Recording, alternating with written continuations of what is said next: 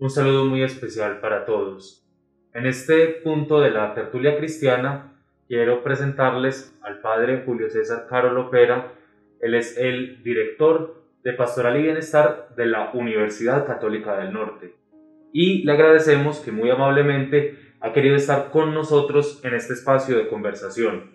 Padre Julio, un buen saludo, bienvenido a este momento que puede compartir con las familias, con los estudiantes del cibercolegio. Muchas gracias Juan Esteban, Romario, un saludo cordial, cercano para toda la familia del Cibercolegio UCN. Es motivo y alegría para mí estar en este espacio y compartir un momento de reflexión. Agradecemos al Padre Julio su presentación y su saludo a la comunidad educativa del cibercolegio. Y el contexto pues de esta entrevista, de esta conversación, es reflexionar sobre la exhortación apostólica Amoris Laetitia del Papa Francisco. En ella encontramos un apartado que habla de cómo crecer en la caridad conyugal y que podríamos hablar precisamente de cómo crecer en familia a partir de distintas circunstancias y de distintas características. Y hoy específicamente vamos a hablar del diálogo. Ese es el tema como tal que nos convoca y que nos reúne en esta entrevista. Pero antes de dar paso de nuevo al Padre Julio con sus enseñanzas y sus reflexiones, quiero saludar a mi compañero Romario Obregón, que también comparte con nosotros este espacio. Romario, un saludo especial. Muchas gracias, Juan, un saludo muy especial al Padre Julio. Para mí es un honor estar en esta entrevista y poder compartir estas reflexiones al lado de quien nos acompaña el día de hoy, y los invito a que estén muy conectados porque vamos a aprender mucho. Para empezar, quiero preguntarle, Padre, sobre las diferencias que existen. Cada miembro de la familia es diferente. ¿Cómo hacer para poder conocer a cada uno de ellos y pues mejorar la comunicación? Mario, esa pregunta es muy interesante y creo que es pertinente que compartamos la respuesta con la comunidad institucional. En efecto, el Papa Francisco, en esta exhortación apostólica, en el número 136 de esta exhortación que se llama La alegría del amor, Amoris Laetitia, nos habla que la mejor manera de nosotros conocernos es a través del diálogo, de la comunicación. Pero insiste el Papa que, digamos, las generaciones actuales tienen una manera diferente de comunicarse, de entrar en contacto con las demás personas, de relacionarse, de interactuar. Por lo tanto, no se trata de cualquier diálogo. Tenemos que conocer cuáles son los destinatarios de ese diálogo, sus características psicológicas, sus características sociales, sus características de relacionamiento, sus formas de interactuar, sus maneras de pensar y de vivir. Entonces creo que la mejor manera para conocer a los demás es a través del diálogo, pero tenemos que prepararnos para poder suscitar ese ambiente de diálogo. Así es, Padre Julio, y sobre todo muy importante conocer el contexto y la situación de cada persona para poder propiciar ese diálogo. Desde ese punto, Padre, quisiera preguntarle qué hábitos o qué prácticas debemos suscitar y fomentar para que nuestro diálogo, nuestra conversación, nuestra relación con las demás personas sea de mayor calidad y de mayor acercamiento de acuerdo con lo que usted decía. Muchas gracias, Juan Esteban, por la pregunta. Considero, según las enseñanzas del Papa en esta exhortación apostólica, que una de las actitudes que hay que cultivar es la capacidad de escucha. Es la principal actitud, porque digamos que en un diálogo, por ejemplo, en la familia, se puede parecer o puede parecer que en realidad se está dialogando, pero muchas veces únicamente lo que se está haciendo es medio escuchar al otro. No hay concentración en lo que el otro está diciendo. Por ejemplo, estoy hablando con otra persona y mientras la otra persona está hablando conmigo, yo estoy pensando qué le voy a responder a esa persona. O simplemente estoy escuchando de manera pasiva lo que esa persona me está diciendo. O únicamente estoy concentrado en otras cosas y quizás le pongo atención a la conversación, pero en el último momento para dar una respuesta. Entonces por eso el Papa nos invita a que es importante, para cultivar la capacidad de escucha, ser capaces de tener un silencio interior, de silenciarnos interiormente para poder escuchar al otro. Esto es fundamental en la comunicación. Padre, qué importante es ese silencio interior, escuchar lo que me están diciendo, poner atención a esa persona que es importante. Por eso, Padre, yo quisiera preguntarle por qué es importante ponerse en el lugar de otro y también, si es posible, que nos des unas recomendaciones para hacerlo. Pertinente esta pregunta, Romario. Yo las estoy respondiendo todas a la luz de la exhortación apostólica del Papa Francisco. No le estoy añadiendo elementos personales porque considero que lo que nos dice el Papa es pertinente y es muy actual para la realidad que estamos viviendo nosotros en este momento. Yo pienso que algo fundamental es valorar la persona humana. Todo ser humano es persona porque es imagen de Dios.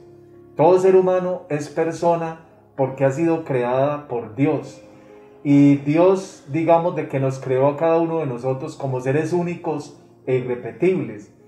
Dios no se repite en cada uno de nosotros. Dios de manera diferente se presenta en la vida de cada uno. Dios nos conoce por nuestro propio nombre. Dios no improvisó con nuestra creación. Dios nos ha pensado desde la eternidad y somos fruto de ese pensamiento de Dios. Y por lo tanto, es muy importante, digamos, reconocer la verdad del otro. Reconocer que la verdad no la tengo yo únicamente, sino que la verdad también la tiene el otro. Que la verdad, aunque es, digamos, una realidad, sin embargo, se construye a partir de las verdades que cada persona también va manifestando. La principal verdad es la otra persona es la verdad que Dios me está mostrando para mí.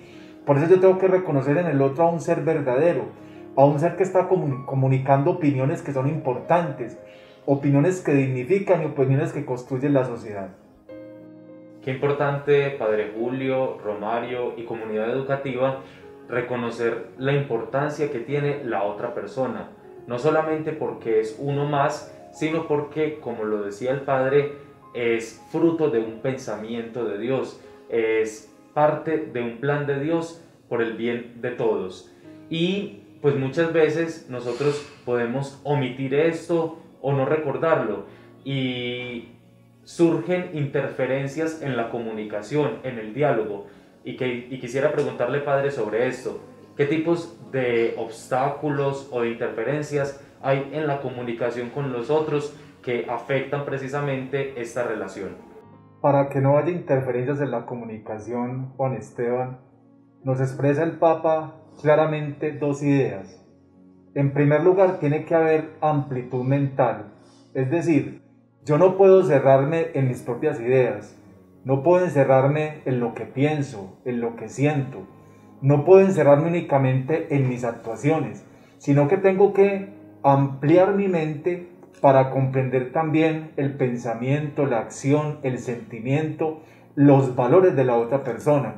Y la segunda actitud, tiene que haber flexibilidad.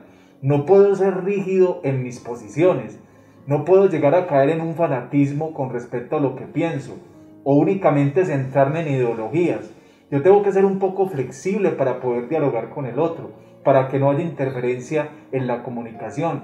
Incluso tengo que entender al otro cuando el otro está un poco agresivo en el diálogo, en la comunicación. Tengo que entenderlo, tengo que tolerarlo y facilitar el ambiente para que haya un mejor ámbito de comunicación. Padre Julio, qué importante la amplitud mental y la flexibilidad para poder entender al otro y tener un excelente diálogo.